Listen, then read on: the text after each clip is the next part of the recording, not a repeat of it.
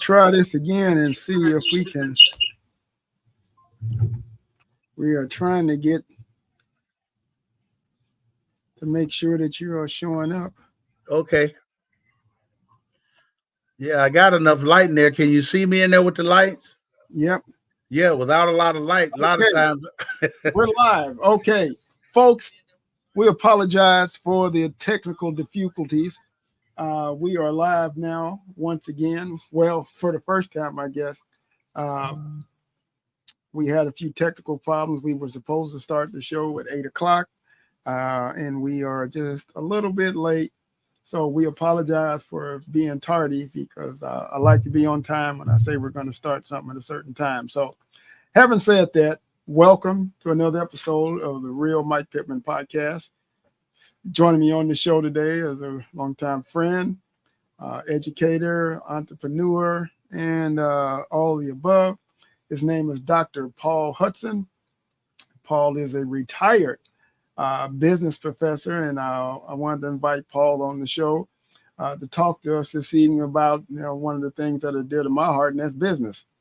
And wanted to have him give us his insight as to what it takes to start a business, sustaining yourself, why people go out of business. And Paul is also an author as well, and has written a book. So Paul, I'm going to give you the floor and let you tell us a little bit about yourself, and we'll get started with some questions for you. I got a lot of them for you tonight. All right. Well, thank you very much, Mike. Appreciate being here to come on and talk with you and always the dialogue with you because I enjoy just transferring information back and forth. Certainly, I'm glad to be here. You want a little bit of my background educationally. Well, I don't know if it's extensive, but it's quite in depth.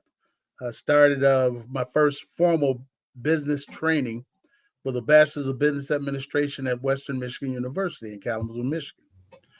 I finished there with that bachelor's and didn't think there was enough, and I went did a master's of management and administration from Nazareth College, which was a Catholic college there, which they called North Campus of Notre Dame, because the faculty there wasn't Dr. So and so, it was Father Bart, Sister Gabe, purely Catholic, but very, very meticulous in the way that they taught. I left there and went back to Western Michigan and did another master's degree in human resource development to learn the human side of business and organizations and understand what to do to get maximum effort from your human capital. I finished there and I went to University of Illinois Springfield and did another MBA, a Master's of Business Administration. And there I had the fortunate circumstances to meet the faculty that was there. And they encouraged me to say, go get your doctorate. You know as much as we do. And literally, I went and did my doctorate, which was a terminal degree at Webster University in St. Louis. So I had a chance to not only grow, but to learn as I went along with it. And that kind of background went along with the practical applications of owning a business and also working and training and teaching and transferring information with individuals. Mm. Well, I know, and looking at your Vita, it was very extensive. I say you got more degrees than a thermometer, I would always say. but Oh, but I'm glad to have you on the show. You bring a lot to the table with when we start talking about business. So again, thank you for joining us on the show tonight. And I'm going to get right into my questions. Oh, you also have written a book as well. So tell us just a little bit about your book as well. yes, I did. I wrote a book called Maximize Achievement. And in writing that book, it was designed to assist students going to college and even in high school to pursue higher education with an interest of their own. I cannot make someone interested in going to college. I can't make someone interested in finishing any degree that they start. And in that, I thought there's something I can do to help students to learn and move forward. And in the 20 years I was there as a business instructor, I even had the administrative vice presidents and others come to my office and said, what are you doing to these students? You've got students performing in a business area better than they are in any area. So I started making notes saying, what am I doing to not motivate, but to inspire? And as a result, I wrote a book. You might even see the copy of the book, Maximize achievement. Your Maximize Achievement. That book there, and it says, make your future so bright that you got to wear shades. And the book is designed for any person going to college to read one page a day, and it'll assist you in finishing not only an associate's degree, bachelor's degree, master's degree, and a doctorate. The book, I have gotten calls from all over the country of people saying how the book impacted them. In fact, I had a slogan that went with the book. It said, Dr. Paul B. Hudson, that's my name. Maximize achievement is my claim to fame. I'm not new to this fame. I'm not new to this game. I'm in it to win it. And 9 times out of 10, I'm going to win again, but you better get back, get back, get back, because you got to do this if you want to have stacks. So work real hard to get good grades to make your future so bright that you got to wear shades. This is sealed for antiquity as we make your history. And that's what leads to your destiny. And that's all I got to say. Ow, ow, ow. well, we just need the beat to go with that. That'd have been a nice rap. Yeah, that's the way I created it, because it is there to have not only rhythm and a beat, but to give the students something that they can build on themselves, because I can't make anyone just want to learn, but if they just read a page a day, I defy them to read one page a day. I guarantee, and I've had calls from all over the country of some changed individuals that were using my book. And ironically enough, I haven't even tried to market my book aggressively. And the book company, Underdog Publishing, filed bankruptcy. So I'm getting a new set of printers and getting some other people to publish my book again. And then I'll probably become more aggressive. Okay. All righty. Well, Doctor, I know it's a great book. I've read it, and for those of you out there, Dr. Hudson will leave some information after the show in terms of how you can get in touch with him and get a copy of his book. So let me go right into my questions, Dr. Hudson. All right. Business, which is something that I am very interested in, and I believe it's one of the ways that we as Black people can leave wealth to our children and our children's children.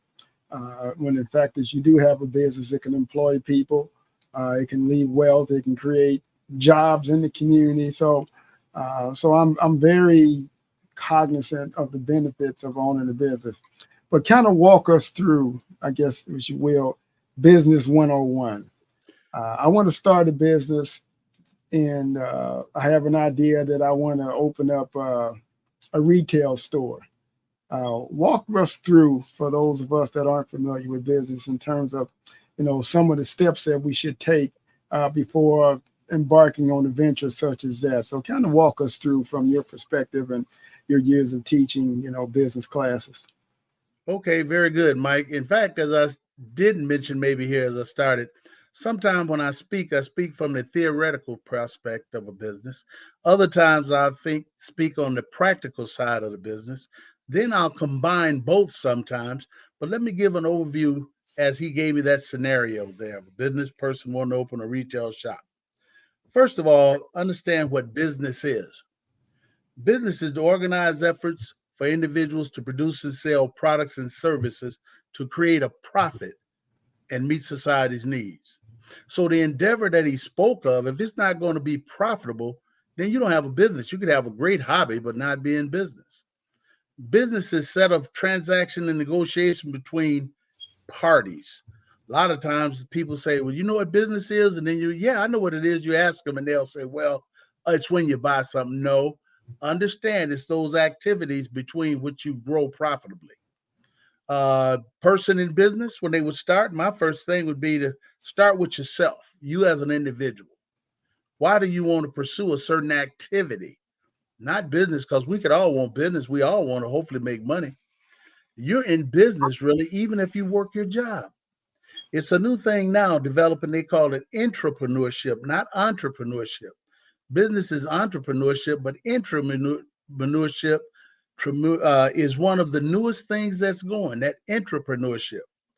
Organizations have individuals working there that you bring innovative ideas to the table to make or save them money. You could be rewarded very well. You take a look and assess you as a person and what do you want to do. Business is busyness. And if you wanted to open a little retail shop, it's a million of them. What do you want to do? How much interest are you wanting to put in, and how long do you want to pursue it? You could start that endeavor. Most businesses go in and out within 3 to 5 years, not because they don't have enough money. They just don't have enough understanding about their own background and their own self. So I always start out with know yourself and know the environment. Without further ado, I want to go into knowing the environment a little bit. Understanding this economic environment that we can open up any business we like in America. You can't do that in every country. You can open up any business you like and remain competitive with anyone. That's why they had a Star Spangled Banner. Oh, say, can you see this? And they play that before everything baseball games, football games, boxing. They're saying, can you understand the nature of a competitive environment? Can you win? That's what they established this country on. So I want you to first look at yourself being competitive. Do you really want to get in this arena? If you don't understand, I hear people all the time say, well, I'm going to quit my job and go into business. If you don't understand that your job is your business, then you better keep your job because that's your business too. It generates profit, it lets you satisfy some needs, and you'll be there. Now, as a retail business, a shop, you look into the background of the business observations. What do you want? Where do you want it? Because it's going to be a cost, an investment to start it. File a DBA with your county, putting your name in there so they'll know who you are. Get an EIN number from the Internal Revenue because they want their taxes and they're going to get it if you stay in business. So you do these things so that when you do open a business, you've got an operation that's usually ran, hopefully, by you and maybe a couple other people that's going to prove profitable. Look for your opportunity set.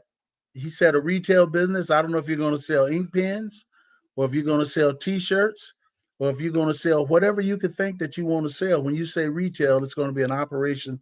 And now it's not just from a physical location, but you could be online.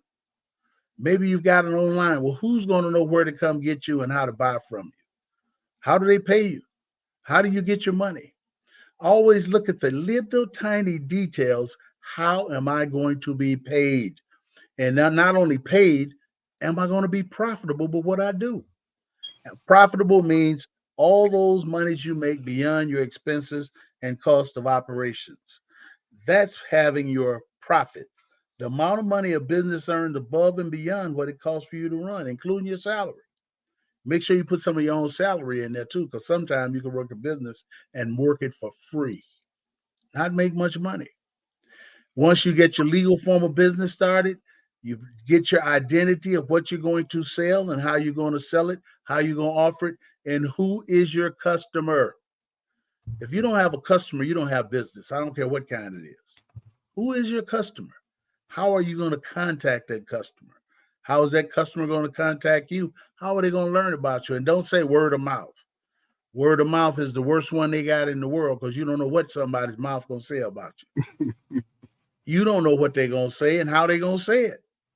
Are they really going to put your message out there? And I've heard a lot of people say, well, I don't really need to advertise much because I got word of mouth. Well, guess what? You won't advertise much because you didn't do it. The successful businesses out here have a formal way of contacting their customers and building a relationship. And most times they call it a long-term relationship. In marketing now, they said, how can we have a mutual benefit that the customer is going to benefit and you're going to benefit from that customer being with you? Once you start doing these things, you're looking at, okay, I got a little shop and I'm selling ink pens, but now I've got a chance to get a relationship of customers who needs ink pens. And now by touching base with them. And is it a purchase they're going to buy one time and I don't see them no more for 9 months? Or are they going to come in every week and buy a pen and give them out? So there's a number of considerations you want when you open up this business. Busyness. Notice when they use the word, it's called busyness. And that means you're going to be busy. Busyness. But I want you to go and look inside and find out what state of mind you got.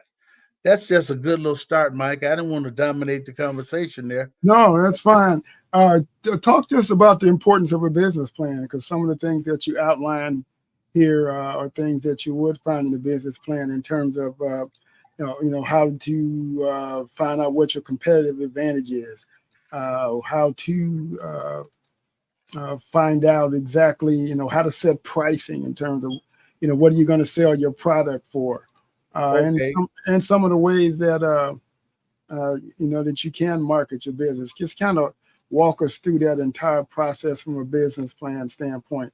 And then, from a projection standpoint, how do you project your income? How many years should you project your income out? So if you could kind of walk us through that whole business plan aspect. excellent, Mike. Great. On that business plan, and a business plan is just a carefully constructed guide with the operations and the due diligence you take to have a business to operate. That's a business plan.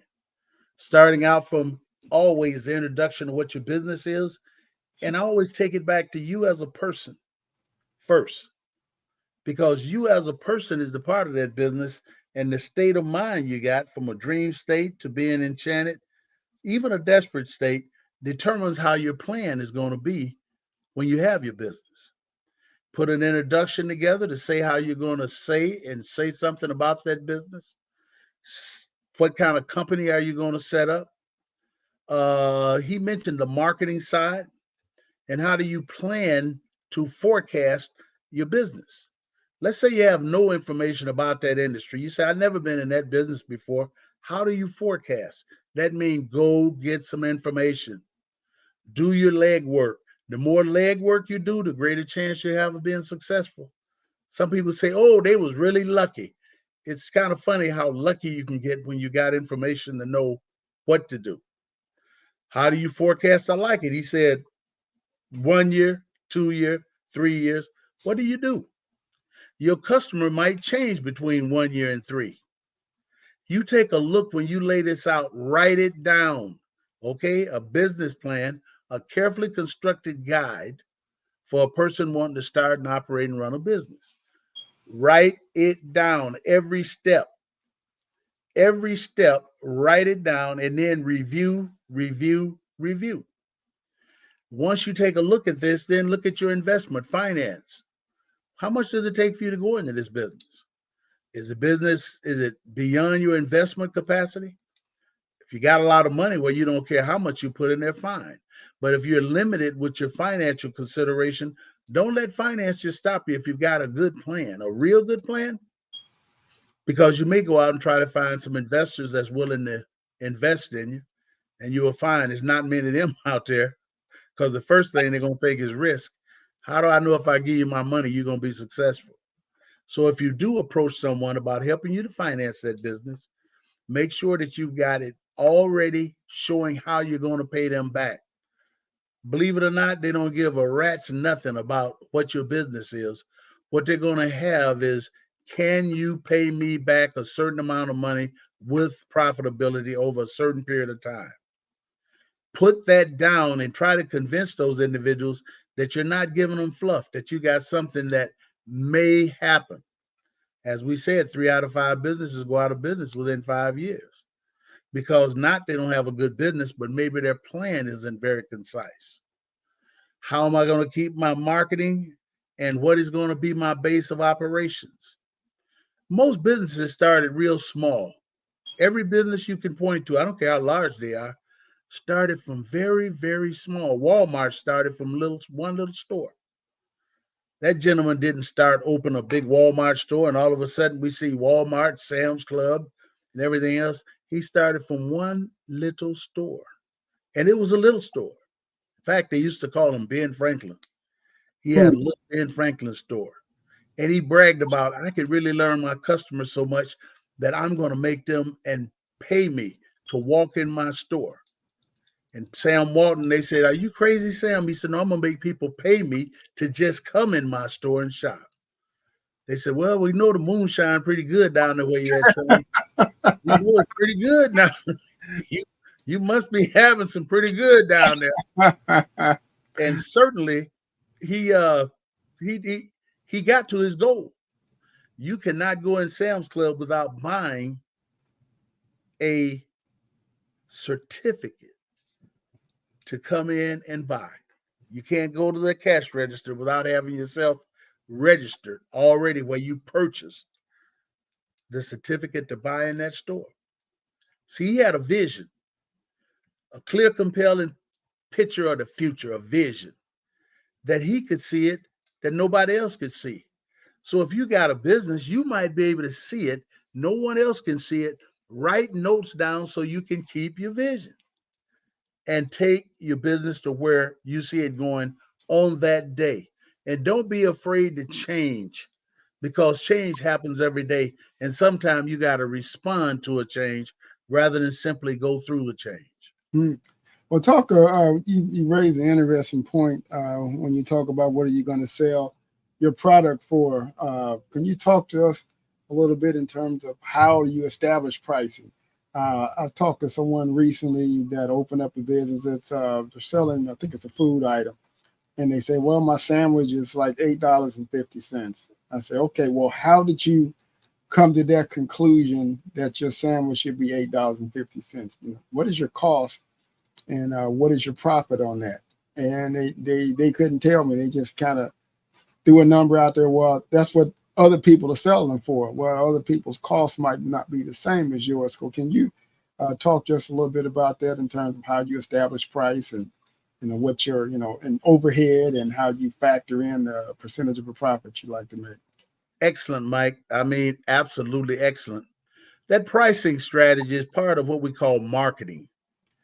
It's the four P's: price, product, place, which is distribution, and promotion. Well, the pricing strategy is very, very intricate. Number one, do your research.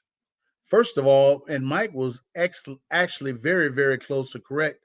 How much should you make so that you got a profit from when you put out your efforts? Pricing, you do as much research as you can, and you always go out maybe and look at whoever else is in the industry. And then you say, well, okay, I believe I've got a price point here with my investment that I can make money. But also, if you're going to price, start as high as you can because you can always lower price and people like it. Oh, they lowered their price. They got a sale, SALE. Sales are only good for people with money, but some people respond to that word sale. Oh, they lowered their price, lowered it by 20%. They can live with that. But once you open up and start selling, let's say you open up too low and you say, I got to raise my price because I'm not making any profits.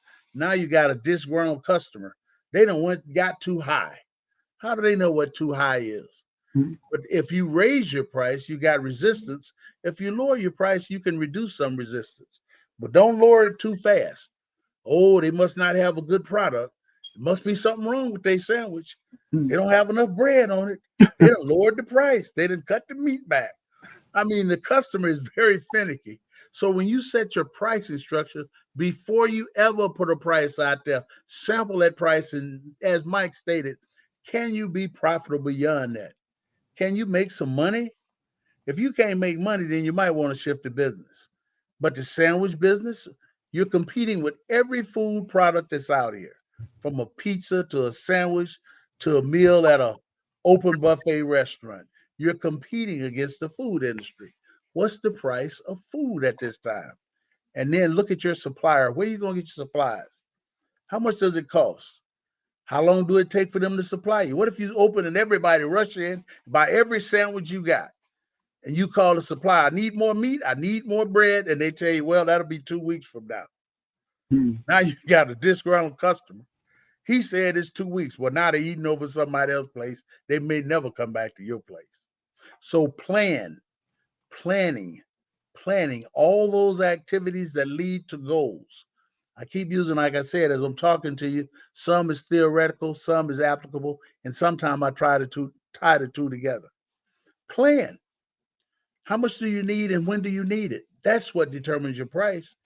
You could have a low price and everybody loves you, and they come back next week and you tell them, we won't have no bread for 2 weeks. Won't Mhm. have meat for 2 weeks. Well, not only do you may lose a customer, but you just put bad publicity out on your own business. You are educating and teaching your customer every day.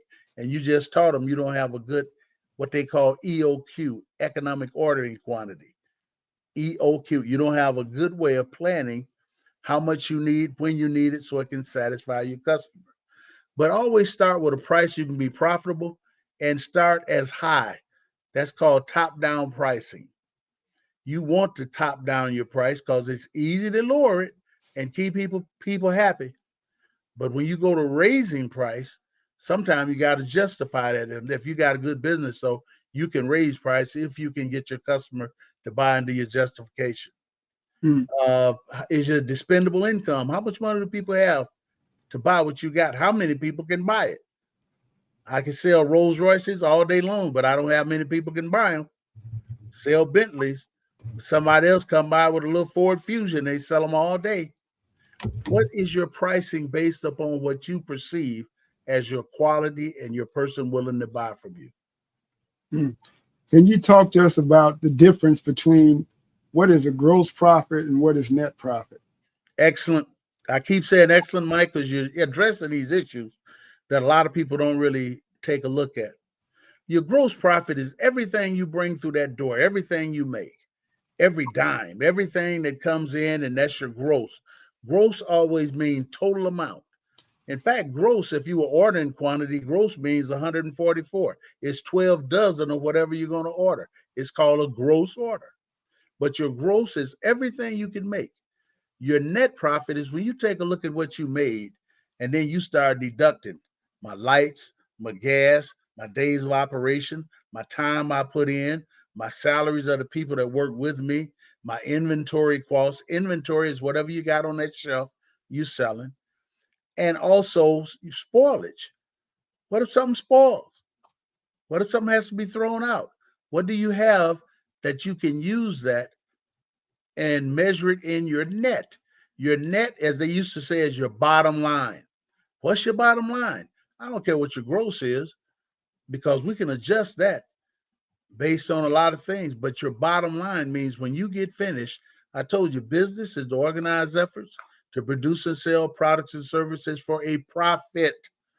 And the profit is those things that are left once you get finished doing whatever it was you did to operate that business financially and also putting in your time and effort. Never discount your own time and effort. That's worth something.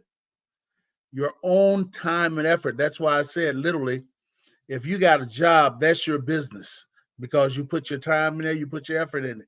What's your value of your own time and effort? That's got to be in there too. Because a lot of times people run business and they running them for free, which is fine. If it's something they really want to do, they just got a good hobby going. Hmm. Nothing wrong with having a good hobby. Hmm.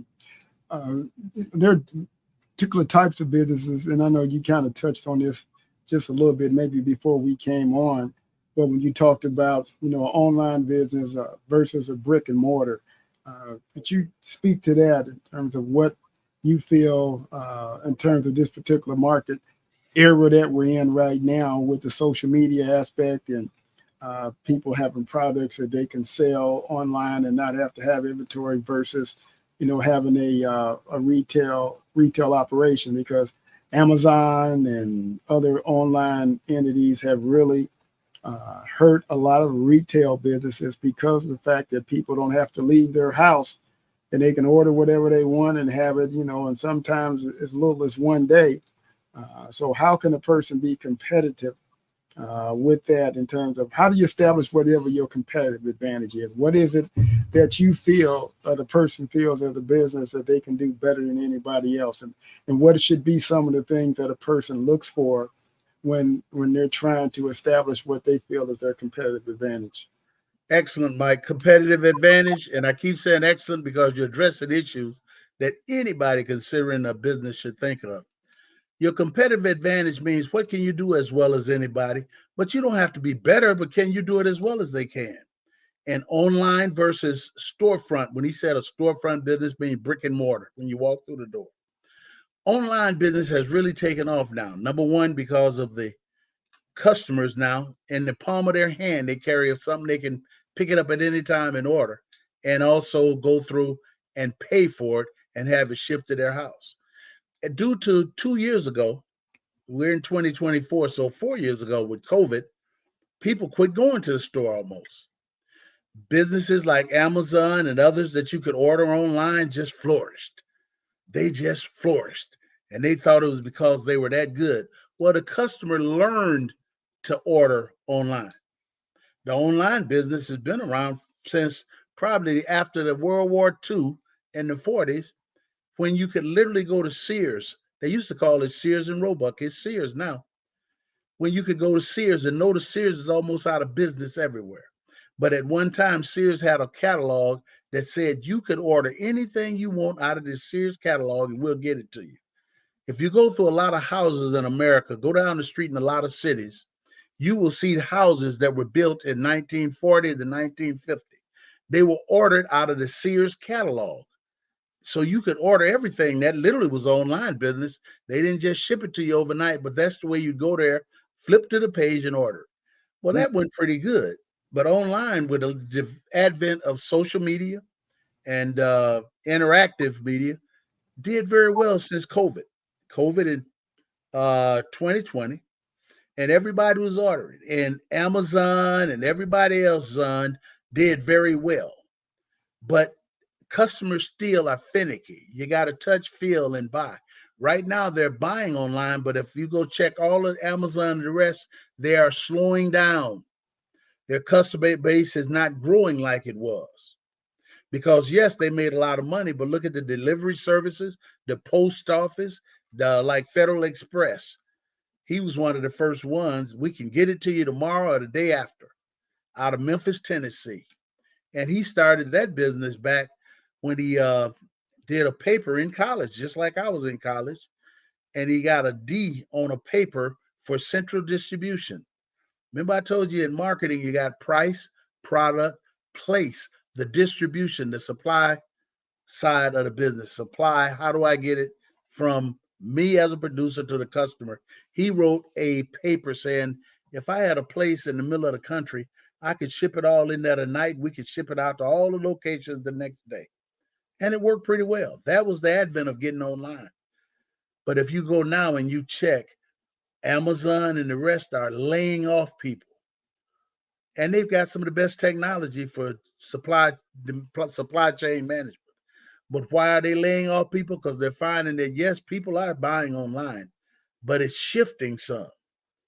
A brick and mortar is good, but you only can address the people in your neighborhood.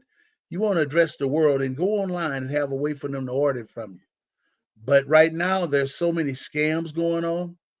People ordering things, they think they're getting one thing, got another. I like that famous case where the guy had a Harley Davidson bicycle that he had there, wanted $10,000. They bought it. He got it. It was a picture of the motorcycle. It was identically what he had advertised online. It was a great picture of a motorcycle, not the bike itself. That was a famous one. So people can become skeptical of buying online. They could also lose something. Now they don't want to order online. But if your customer base can be built where they can touch, feel, see, and smell what you got, the five senses, you can still do well. But right now, people do purchase more online. There's some people do all their shopping online. In fact, we got Black Friday where you can buy anything you want after Thanksgiving. But Cyber Monday is that Monday after Black Friday. At work, people do 30% of their buying for Christmas and other things right online. So learn how to put yourself online, have some advertisements at least to convince the people, and then win their loyalty if you want to keep a customer base. Because just like you get good news out there, you can get bad news. Plus, I see online where they usually have rating 4-star, 5-star, and they'll even have comments. What do you think? Well, some people can sabotage your business. They're no good. And then I had one guy, I know him, I'm not going to mention a name, but when it had comments, he had 30 people to go in there and type, this is the best you could get. You can't get products better than this place. Well, who was those 30 people he had to go in and put that online for his reference? So you still got to control that customer base, be it online or be it brick to brick, face to face or brick and mortar. That was a question they had in the business plan. Hey, what do different in an online business that you wouldn't do in a brick and mortar? What's different? Nothing. It's just that you got a broader audience and you got less chance to make a mistake. Mm, So it's good both ways. yeah. Talk to us about your understanding on what a consumable product is in A, terms of selling a consumable product. a consumable product, something that's perishable or something that the people can use up. It's perishable, which means it can spoil quickly, or something that I can use up. It don't mean I can eat it. Let's say you buy wallpaper for your house. Once you wallpaper one of those rooms, you have used the utility from that product. It's on the wall. So it's a consumable. A lot of times you say consumable, people think, well, this is what you eat. Or gasoline. I put that in the car, it burns up the gas. I got to go buy more gas. When do they use up the utility? And the utility is nothing but the ability to satisfy human needs. When something is perishable or the value can be delineated or used up quickly, would be considered a consumable, not just something you would eat. Also, how much of it? Consumable, you use it. Once you consume it, you have to go out and repurchase again, which is a good thing. Remember, I used the word called EOQ, economic ordering quantity. You need to know that so you know how long does it take someone to utilize the utility from your product before they got to come and get it from you again or go get it from your competition. That's where I go with consumable. It's not just something that anything that you could use up to, and it takes a lifetime. How old can a car get before you got to go buy a new car? I know mine. I said, hey, I can drive this car 20 years, keep getting it fixed. At a certain point, it loses its value to me that I said it's time to go get another car. Yeah, So and to go ahead, Mike. well, I just wanted to add to that as well when you talk, the definition of a consumable product. Another way to look at it as well is, you're a commission salesperson. Just throw it. I'm just using this for example. You sell a $500 vacuum cleaner, which has a 10-year life. So once you sell that vacuum cleaner to whoever it is that buys it, you're not going to see that person again for 10 years.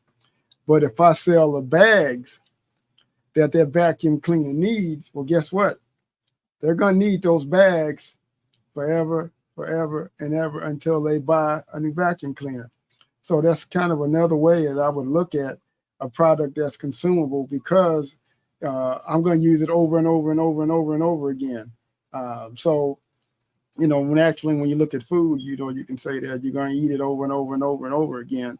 But when looking at a product that would be considered a consumable product, uh, what, in your opinion, would you say from a profit margin standpoint in terms of how often a person is going to order this, whatever this particular item is, and establishing pricing because you're going to have a repeat customer.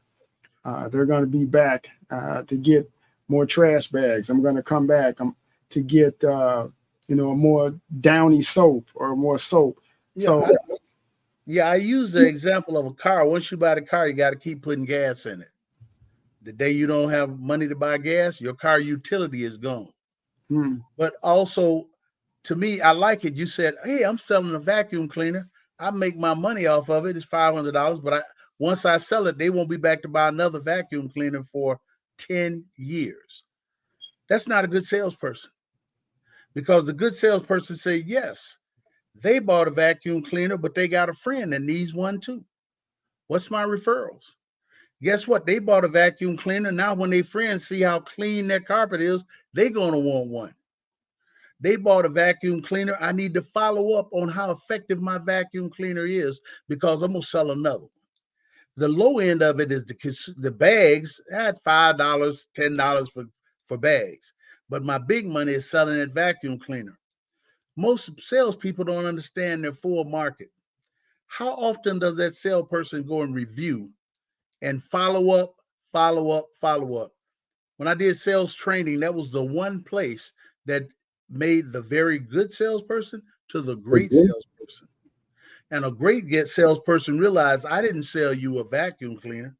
I sold you, all your friends, all your relatives, everybody of age. I just sold all of them a vacuum cleaner. I just got to know how to go out and get my sales. And that's what big end of my money is. I don't want to sell bags. All I want to sell are those vacuum cleaners. I want to pivot a little bit and talk specifically about Black businesses in the United States and in this country. Uh, One of the things when you talked about the failure of businesses, 3 out of 5 businesses fail, and those numbers are even higher. You can't get much higher than 3 out of 5 unless it's 5 out of 5, I guess, or 4 out of 5. But those numbers are even more staggering as it relates to Black businesses. Uh, Pivoting a little bit and talking about business, how important is it for Black businesses or for Black people in general to practice group economics to ensure that these businesses that they're able to sustain themselves, that they're able to stick around. Can you speak to that? Addressing that, I remember I told you without a customer, you can't have business. I don't care if you're black, yellow, white, or green. But what do you do to establish a reality of patronage of your business? And Mike mentioned a good point. Hey, you're a black business? Okay, fine. Black business is just like any other. Who is my customer? Am I depending on 1% of the market or 5%? Literally, who and how am I going to develop that? And now, especially now with the trends, there are more black individuals going into business now again than ever. See, at one time, a whole lot of black people was in business all over this country. After the Civil War was over, you go around any of these, including southern states, you had black governors, you had black senators, you had black business people establishing black business communities all over the country. And they did pretty well. Black business districts. This is where you had a delineation of individuals getting jealous, like Rosewood, like in Springfield, Illinois in 1908, and we can go all over Tulsa in 1922, where these individuals, they call them race riots, but they were really business riots. They'd come up and burn up your community, burn up and run people out, put you out of business. Up until then, we were doing pretty good as black people in business. And then once we did finally get past that, we still had business because of in spite of yourself. Colored only. You could not go into white places and buy. So it made your patriotic and customer come to service black businesses until we went into integration and then began to realize, oh, I can just go spend my money over there too within the white establishments. And it eroded away again at a lot of our business opportunity. Without a customer, you don't have business. Black baseball league was doing quite well until we had a black baseball player go get on the white team. They realized they could do well there too. And as a result, they lost their customer base because of those individuals. Black, every kind of business was doing pretty well until we tried to go into the majority business. And people began to realize through socialization and the integration movement that, hey, I can go over here and buy. And for some reason, the preference of individuals begin to realize, oh, I want to go over here. I think I'll buy this. And as a result, it took away from the profitability that some of the black businesses were having. And now you go around, you don't see it. But that's the evolution of business. Remember, there's change and there will consistently be change, but we need to be in front of the change instead of behind it. Black businesses now can be as successful as any if we go out and we compete against others and look at the total market, not just I got this one little market. Go after it like they came after our market and say, I came out here to satisfy customers, black, yellow, white, or green. Let me have the satisfaction level. But yeah, we've went through some evolution periods in black business, and it wasn't all due to us putting ourselves out of business. Go and start looking at about 1900 straight through till about 1925 and see how many of our businesses that were black owned were destroyed. And nobody was ever prosecuted, but that was the nature of business. We want to learn from the history of business, that don't become stagnant in the history of business. Grow from it, grow through it, and don't let someone take away your dream of being a successful business person, because you still can. You take a look now, a lot of Black entrepreneurs now are starting to branch in every area. Expand. Don't be just traditional. Traditional means to go in and make money, but expand in all areas, because we can be good at all things we do. You touched on something that made me ask you a question now. When you talk about business and being in business, why is it, in your opinion, that other businesses are so successful that are not Black owned in Black neighborhoods? Case in point, the Black hair care market. That market is controlled almost 100% by Asians. About a little over 98% of that market is controlled by Asians. You go in your low income Black communities and you see what we call, convenience stores or confectionaries. We used to call them confectionaries back in the day, but Mm-hmm. they're run and owned by Arabs. If you look at your low budget hotels, they're owned and for the most part ran by Indians. And there's no, I'm not, trying to single them out and say what they're doing is bad. But my question is, in your opinion, why is it that these individuals are able to come in Black communities and make a lot of money and be successful? And yet, if we try to do the same thing, we're not as successful. What's your feeling on that? My feeling on that is, as you mentioned, this competitive environment. I don't frown on any of those people for coming out here competing. That's what this "oh say can you see" about. Everybody that comes to this country realizes I can compete, but also they realize, as Black individuals, we are very humanistic. We are very open to all people. And as a result, they realize, you know what, I can go over there in the Black community, open up and make money, because we are very open to participate and patronize their business. And sometimes even they're surprised. Man, I can come over here and make money like this? Well, yes, historically, because of our human character, human characteristics, and having humility for all people, they can walk right in our community and make money. Which it may be opposite going in their community. They may have a homogeneous thing that say, hey, we only gonna just buy from the people here in our community. We're only gonna buy from Orientals. We're only gonna buy from Asians. We're only get See, we haven't done that.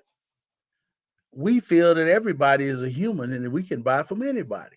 Now, if we want to compete with those individuals, then we need to come out and address the issues just like they did and invest. But when they're doing that, sometimes we don't feel like we got a chance in the competition. Oh, I won't open that because they're not going to buy from me. See, that's a self-defeating attitude. In fact, as they used to say, if you can't beat them, join them. It's not about a self-defeating attitude. Look at what they're doing and say, can I do it better? Can I compete? And if not, why? And if you go in it, even if you're not successful, you're going to learn enough from it to be more successful as you proceed. The market belongs to those that come out here and get it. I don't care where they're from. It belongs to those who can come and take it.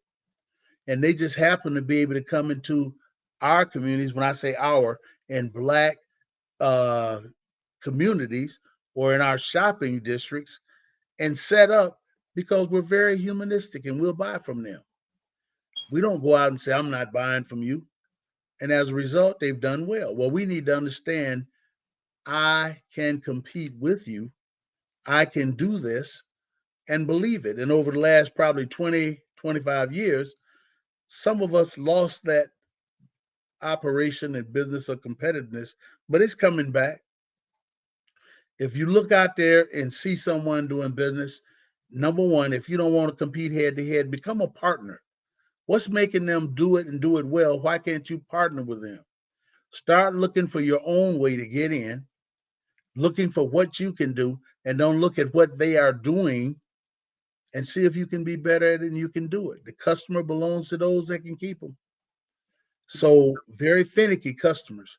And we do shop with anyone. When I say we, look at me, I'm a Black man. And we shop with anybody. but people are starting to become more aware of their spending dollars and how valuable it is to utilize that dollar to benefit other black business people. When you talked about the dollar from a totally black perspective in terms of our expendable income or income that we have in the country, which is, I think, it's somewhere north of $1.5 trillion a year, which is, from what I understand, and don't quote me on this, I think I want to say it's either the 12th or the 14th largest country in the world's gross national product. But of that $1.5 trillion, we spend, again, 98% of those dollars outside of our community. So not only are other individuals living off of 100% of the monies that they make, they're also living off of 98% of our dollars, which is one of the reasons why when we start looking at wealth creation, why we lag so far behind, which is one of the reasons I brought up the whole thing about group economics, because what I found, just some of my personal observations, is that some other ethnic groups, they do practice group economics, and they're intentional about it and unapologetic about it as well, and to make sure that, you know, when they get a dollar, that they will circulate it around their community and it'll touch numerous hands before it leaves within the black community. Within 30 minutes, that dollar is gone, and it doesn't touch other hands out, you know, within this community, which therefore it can't create jobs. So when we look at, you know, the overall thing about black businesses and being able to leave a legacy and to be able to have capital, you touched on that earlier about the importance of having capital and to be able to start a business.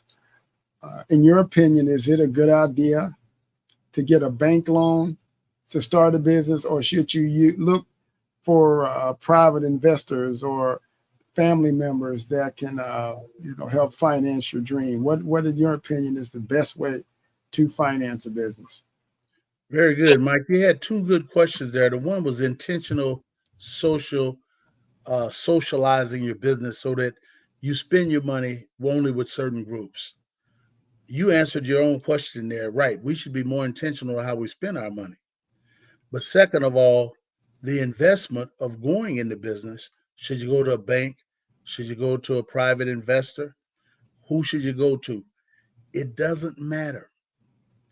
Anyone that you go to wants to say, I want to avert risk. How can you pay me back and when? Banks are not in the bank lending business. They're in the profit business. They're there to service and make money. And if you can't convince them that you're going to be profitable for them, they're not going to give you a dime. Same way with a private investor. There's many people out here with money, but they don't know who to give it to, which is a good thing. I'm starting to realize there's a lot of people out here with money. They just don't know who to give it to and what could be convincing. This is what makes a business plan so powerful. Some people say, well, go to SBA. Go get an SBA does not make business loans. Let me say that again. SBA does not, which is a Small Business Administration, does not make business loans. They write insurance policies against your business. That's why you got to walk in the door with maybe 20% equity and then prove to a bank that you got something. And then they'll write an insurance policy with that bank that if you go out of business, then they'll cover it. But you done already made the bank money by them taking and doing an SBA loan. Your sourcing finance, start small and start with something that is manageable. Because some people say, if I just had enough money, I know I'd be successful. No, if you had enough planning and organizing, you could be successful. Every business I tell you that I can think of, they started off a shoestring, and some of them even with less. Reese's candy, Reese's. I'm just going to use illustration. I didn't want to go into too many, but sometimes I talk theory, sometimes I'll talk application. Reese's candy. If I pull a Reese's candy, the little cake with the peanut butter inside and outside chocolate. Reese's candy was started by Mr. Reese's. He had tried to sell that for a couple of years. Went so flat broke that his lenders that lend him money thought he was scamming them. They sent the police to his house to arrest him, and he packed and ran out the back door and hid. Hershey, Hershey Chocolate Company, heard about him. And Mr. Hershey sat there and thought and said, you know what? Remember I said be a partner? You can't join them partner. He contacted Reese's and said, I tell you what, you got an inside peanut flavored candy that we'll cover in chocolate and we'll both make money. And what I'll do is I'm going to call it Reese's after your name, not Hershey, because Hershey's big, big, big, big, big chocolate money. We don't need your money, but we can both make a lot of money together. Mr. Reese's was open-minded and said, okay, we'll call it the Reese's Peanut Butter Cups. And the rest is history. Now you got all kinds of Reese's, little bit mini size, full size Reese's, and people know them as Reese's. If I said, y'all give me a Reese's candy bar, they notice that chocolate with the peanut filling inside. Well, Reese's started flat broke, had nothing. I could go on and on with different businesses that started absolutely with nothing, and they made it. So don't think this game out here is easy. But if you got a good plan and you have a dream that you've got and not disillusioned with that dream, what makes that dream reality? I'd say go look at your customer base. Mr. Reese didn't know that everybody was going to like chocolate covered peanut filling, but sometimes you got to step out there with willingness and faith and move forward.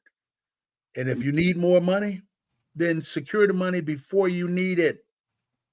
Go out ahead of time and see what you can find for funding. Because once you need it, it might be too late. You said, man, if I only had the money to stay open another 2 months, I could do it. No. If you'd have had the money 6 months ago, you'd find out if you could make it another two. So that planning is so important. Planning all activities that lead to your goals, that financial plan is superior to none. And don't make it based on the money in your pocket. They used to say, don't sell out your own pocket. Don't try to sell out your own pocket. By that saying, well, I can't afford this.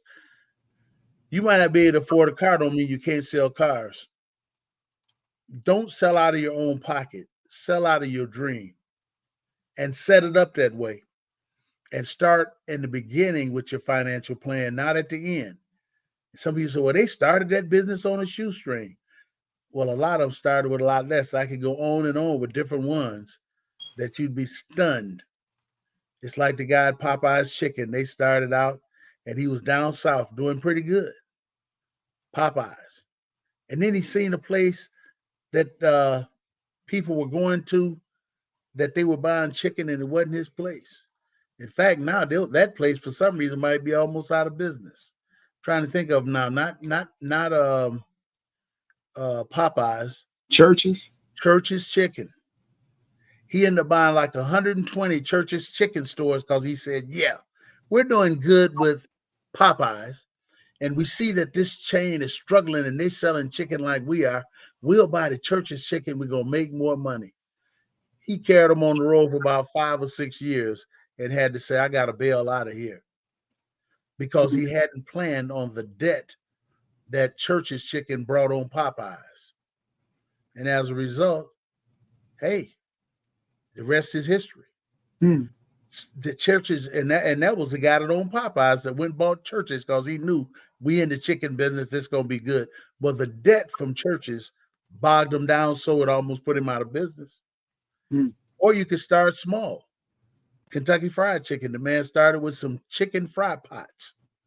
Learned had about 10 pots. He didn't even have a chicken store. He got a recipe by going to a social at a church and said, man, who cooked this chicken? They said, we got a lady over here. She really knows how to cook the chicken. She gave him the recipe and how to cook it. He went and practiced till he had it to a science. He had 10 chicken pots. Didn't even have a restaurant. And he went around and sold those pots to different restaurant owners and said, I'd like 2%. Or he said, no, I like 5% off every chicken you sell. So you keep 95% of the money, give me 5%. And if I come here to your restaurant and you don't cook that chicken the way I want, I'm gonna take my pot back. Look at the history of Kentucky Fried Chicken. And he So don't started think the your business. idea is not good because you don't have a lot of money. How do you push your idea to be good in the face of not having a lot of money? I just cut you off there, Mike. What was you No, going to I say? was going to say he started that business when he was 70 years old, too.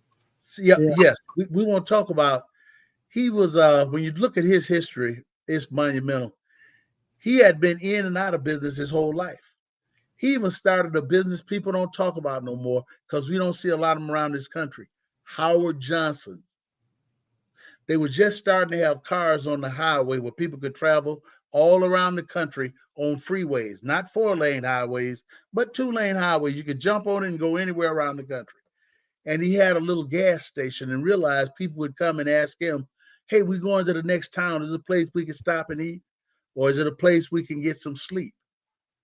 He went and talked to Howard Johnson, a guy named Howard Johnson, and said, can you build about 6 rooms on the end of this gas station? So when the people ask where can they go get something to sleep and a place to eat, I can tell them and put them right in the back of my gas station. And he did very well. They started Howard Johnson's The Chain. Look at his creativity. He added to his value. He added to what he was doing. Now, I don't see many Howard Johnsons around the country. That's because they put in highways and other hotel chains, everything you can think of, Fairfield Inn, Marriott, any name you can think of, Holiday Inn. And now, when have you seen a Howard Johnson's lately? Your business goes through changes. Stay in front of a change rather than behind it if you want to be successful. Mm. And you're right, Mike. The guy from Kentucky Fried Chicken didn't make his millions till he was 70 years old. He was 65 or 66 when he actually sold it to some guys for about $2.5 million. And he didn't realize he sold them a $500 million business that started, and then they went to 50 million right out of the gate because he didn't have the vision of how to take that chicken business forward. And You might be talking about McDonald's because no, that was McDonald's sold the guys in California, bought their little hamburger spots. Ray Kroc. Yeah, So, man, they selling hamburgers? because the guy from Kentucky Fried Chicken died a billionaire with a B. Yeah, he died, but he didn't have his money. That was one thing he always regretted, how big they got, because Well, he died a billionaire though. yeah, he was a billionaire, but he always regretted he sold it for too little. Well, I'll take $1 billion. See, there you go. You said Yeah, my level is good, but he sold. In fact, Kentucky Fried Chicken, if you go to China, they were selling more than they do McDonald's. Yeah. Let me ask you another question. I didn't mean to cut you off. No, good, Mike. Talk about finance and particularly here in Springfield, Illinois.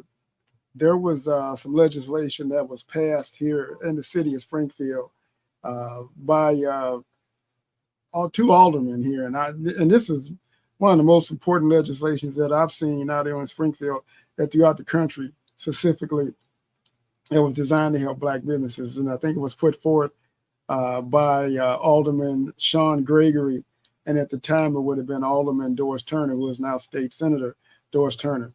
But what it did, it earmarked a certain percentage of the funds tax funds that the city of Springfield gets from cannabis sales.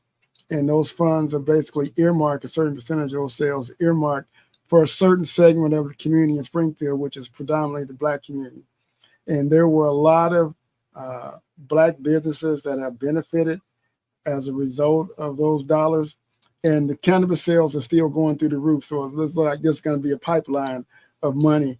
And in my opinion, I think that's one of the best pieces of legislation that I've ever seen put forth that specifically address the financial issues that a lot of businesses face, and particularly in the Black community. So I just wanted to shout out to them on that in itself has helped a lot of Black businesses. And I know there was some negative press that had taken place here recently about that, but I don't want to negate the fact that it helped and has helped a lot of Black businesses. Moving on, I just have a couple more questions for you because I know we've been at this for for a little bit now, and I don't want to hold you long, but I appreciate Well, no, you're not holding me on because we can come back. We can you. come back at a later date and follow because business is like that. It goes on and on and on. And this is one start. There is still a merit of other things. And I wanted to address that cannabis money. You just hit a new target and a new money generator that's new in the state of Illinois.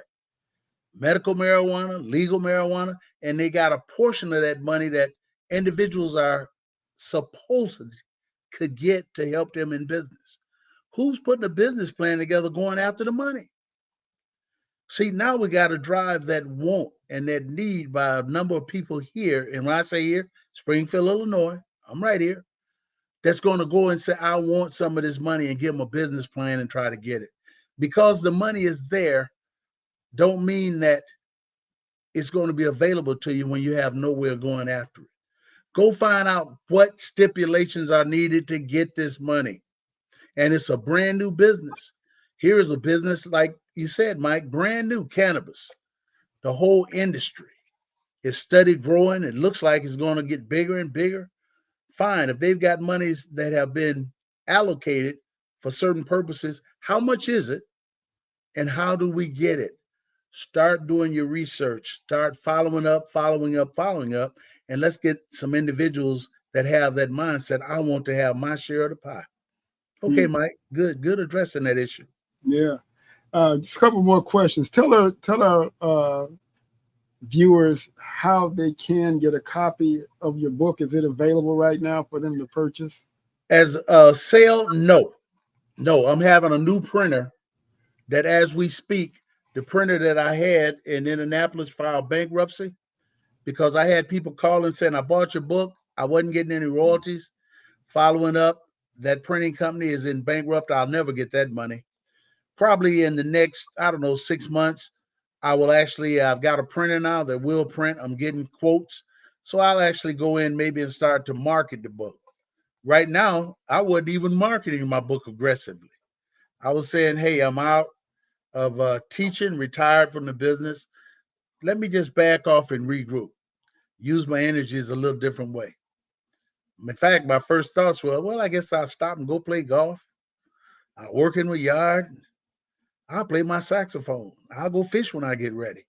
But when I get to a marketing side of it, busyness, I know I can't just go at it part way. I've got to go 100% and drive the business forward and do it in a way that is, to me, entrepreneurial, which means I should have an innovative way of coming out and competing.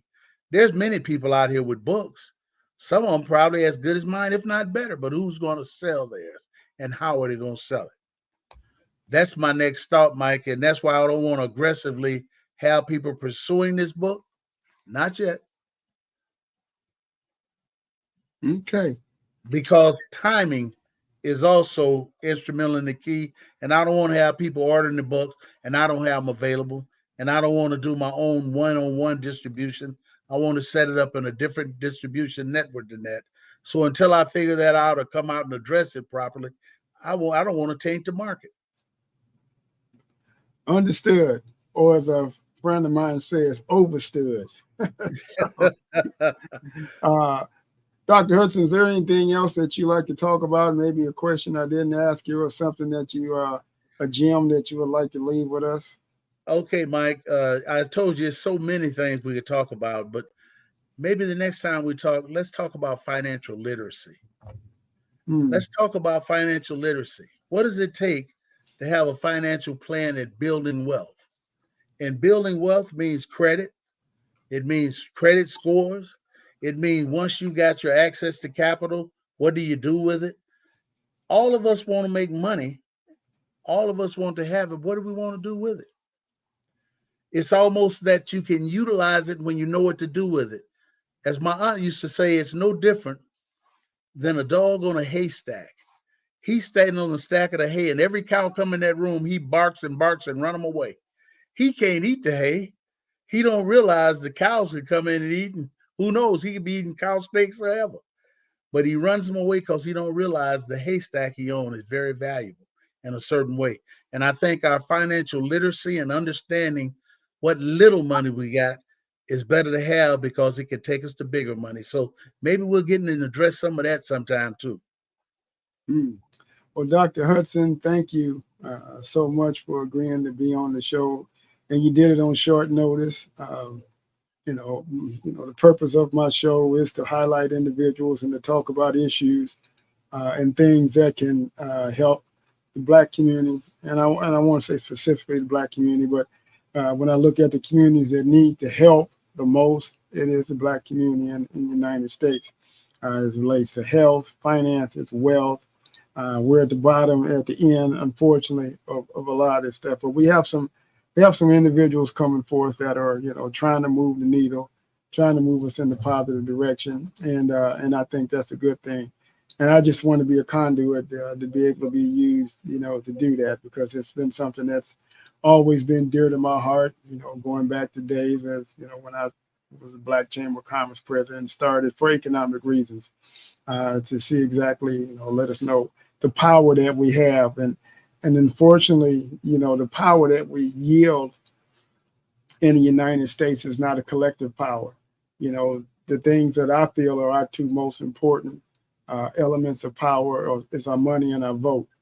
And I ask ourselves, what do we get with our vote, and what do we get with the money that we have?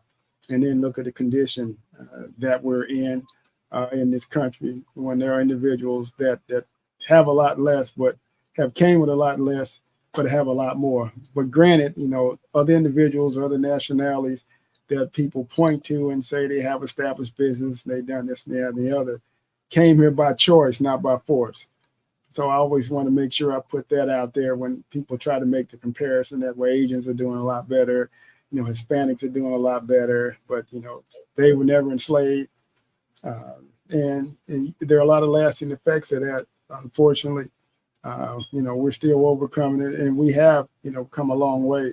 On the eve of the Civil War, I tell the story when I talk about wealth, and I'll say this, and we can end it. But on the eve of the Civil War, Black people in the United States had 1/2 of 1% of this country's wealth. Here we are, 2024, and Black people still have 1/2 of 1% of this country's wealth. And that's what all our athletes, with Oprah Winfrey and some of the Black billionaires that we have, Michael Jordan, and we still haven't moved the needle at all. We made a lot of gains, but collectively as a people, we really haven't moved the needle at all. And so when we look at what's in store for us, for the next generation coming up, and the tools that they have to be able to, to gain wealth, specifically for social media. There's so many people making a lot of money for social media they're not household names, but they did something that got them on the map. They got them exposure. They got them clicks. They got them people looking at them. I told this story last interview I did. I can't remember who it was with, but I was watching a rerun of this show with, I think it's Dr. Phil. And they had this lady on there, and all she said was, "Cash me outside." That's it. As a result of that one statement, this girl's a millionaire now because she said, "Cash me outside." And people just flocked to it. I've seen now she has a house she's selling in Florida for like $2.6 million that she bought cash for like $1.7 million or something like that.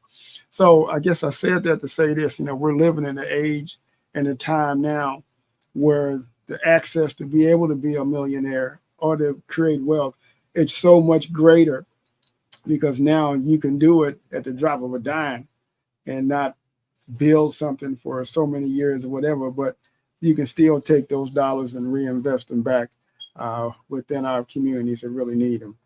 Well, Dr. Hudson, thank you for coming on the show. Tell your lovely wife I said hello, and that we will do this again. We'll do something on financial literacy, and maybe just kind of make this a standard. We'll bring you on the show, and we'll talk about topics specifically that center around finances and money.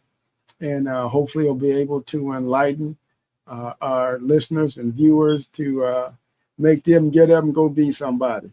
So, Dr. Hudson. Well, you know what? They already are somebody, but it's which body do they want to be?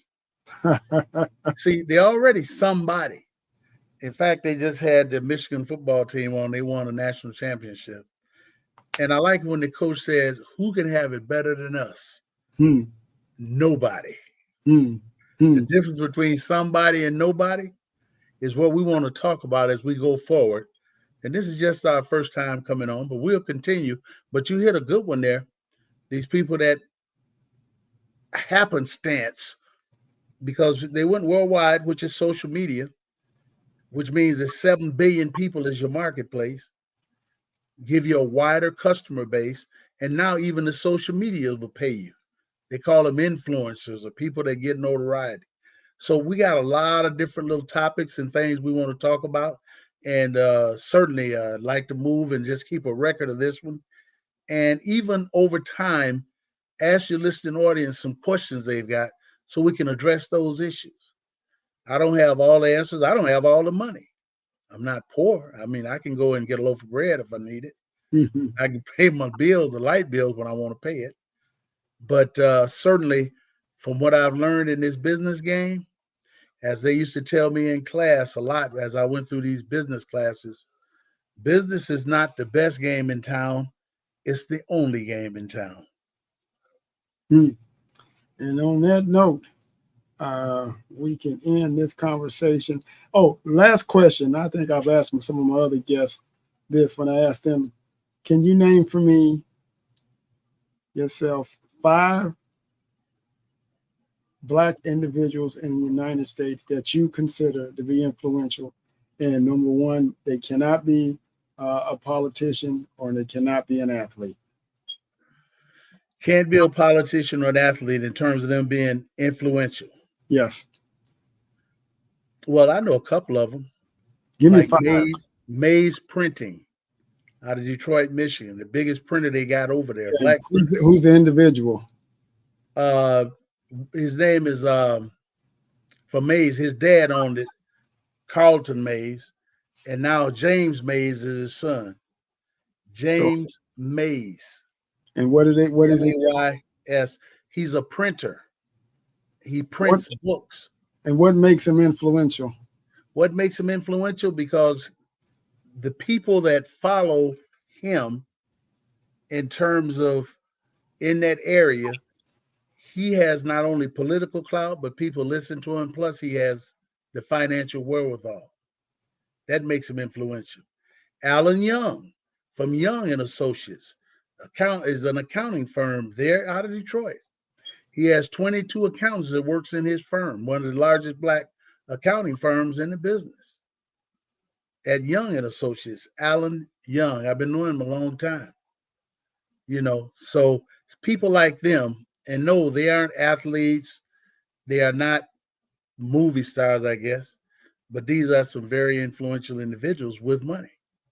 Give me 3 more. Oh, 3 more that I want to name. Yeah.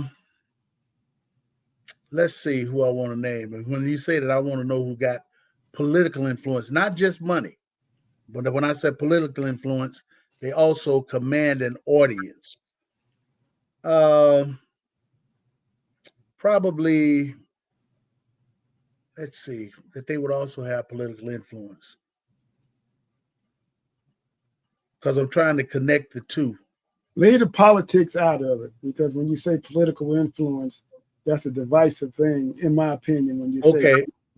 When you say, go ahead, Mike, go ahead. I cut you off. when you think of somebody that's very influential that can lead people, that people will listen to, that people trust, and this is just my definition. When I think of influential, people will listen to, people will trust, and they can lead people to and move them up to higher ground. So, okay, another one then would be, I'm in a fraternity, Kappa Alpha Psi fraternity.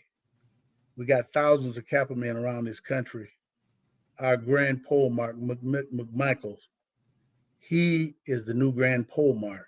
He leads this organization, and he got not only the wherewithal of controlling this organization, but he's very powerful and know a lot of people. And with him, like with the other past pole marks, Reuben Shelton, who is a Esquire. Reuben Shelton Esquire. He's out of St. Louis. He's very powerful with a lot of money. Not just a lot of money, but like you said, he not just politics, but powerful people that we know that probably don't get the acclaim that they probably maybe would have nationally.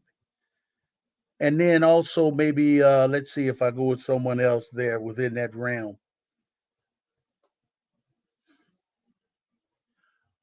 Okay, here's one, and I like to bring him up because I always talk to a friend of mine because he's very close to him. TD Jakes has not only a following, but he has Potter House. And he just mentioned he's going to build a complete community down outside of Atlanta. And I always tease him about TD because he goes to Potter House in Dallas, Texas. And I always talk about TD Jakes. So those are 5 people there that know they're not the epitome of being a movie star, but they do have recognition. And as you get to be bigger and bigger and bigger, that's what allows you and your name to flourish. Okay. All right. All right. All right. And there's others, but like I said, even the small people are big. What makes them big? In this city, Frank McNeil, who was the alderman here, could have been the mayor. He passed the legislation to have the different wards represented by the people that live there. Frank McNeil, he's an attorney. I mean, we go on and on. There's different people that, as they say, big in size. Yeah.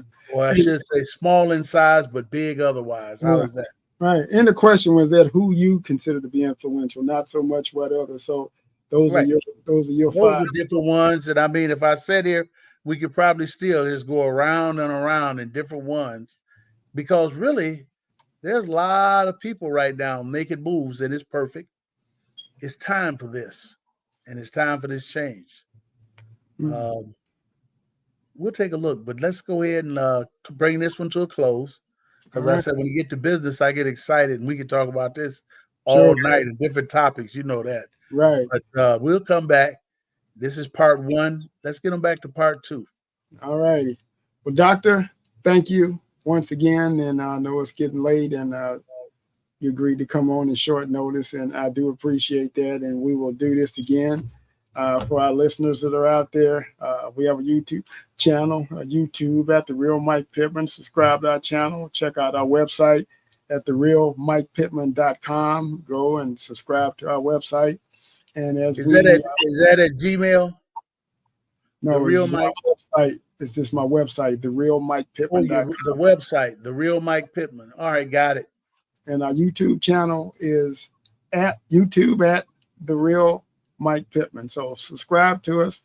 We're a new show. We've been doing this now for about 6 or 7 weeks, and I want to get some females on the show. So if you females that are out there, give me some topic and some ideas. I got some ideas on some individuals that I would like to bring on the show, but we want to address. When I bring guests on, I know I live here in Springfield.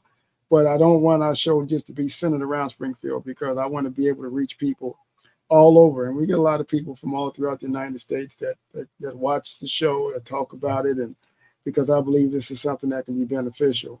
But I'm not saying I'm excluding, but I want to have a topic that'll reach a lot of people. And I have some women in mind that I am going to be reaching out to, because everybody that I've had on the show has been male.